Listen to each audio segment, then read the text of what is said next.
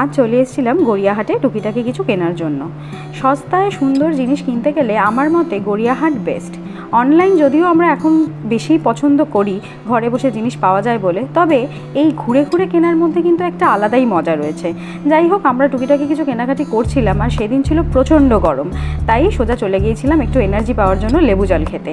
সেটা খেয়ে নিয়েই আবার বেরিয়ে পড়েছিলাম ঘুরে ঘুরে দেখার জন্য কিছু কেনা যায় কিনা। ও বাবা, যাচ্ছি, এই যে আলু মাখা আর সেই ফুচকার গন্ধ, এ কি করে আমাদের আটকায় বলো? যতই রেস্টুরেন্টে বসে খাই না কেন, এই ফুচকার স্বাদের ভাগ হবে না। তো তাই যাই হোক, সেগুলো খেলাম, খাওয়া দাওয়া করে আবার একটু টুকিটাকি কেনাকাটিও করলাম। করার পরে সেদিন সত্যিই মারাত্মক গরম ছিল, তাই আমরা খেয়ে নিয়েছিলাম একটু গোলা। আর তারপরেই আমাদের ট্রেনের টাইম হয়ে যায়, তাই আমরা স্টেশনে চলে আসি এবং সেখান থেকে আমরা বাড়ি পৌঁছে যাই। আর বাড়ি গিয়েই মায়ের হাতে সুন্দর শরবত খেয়ে নিয়ে লেগে পড়েছিলাম মায়ের সাথে একটু হেল্প করার জন্য। রাতে লুচি আর ঘুগনি খেয়ে আমার দিনটা শেষ করেছিলাম।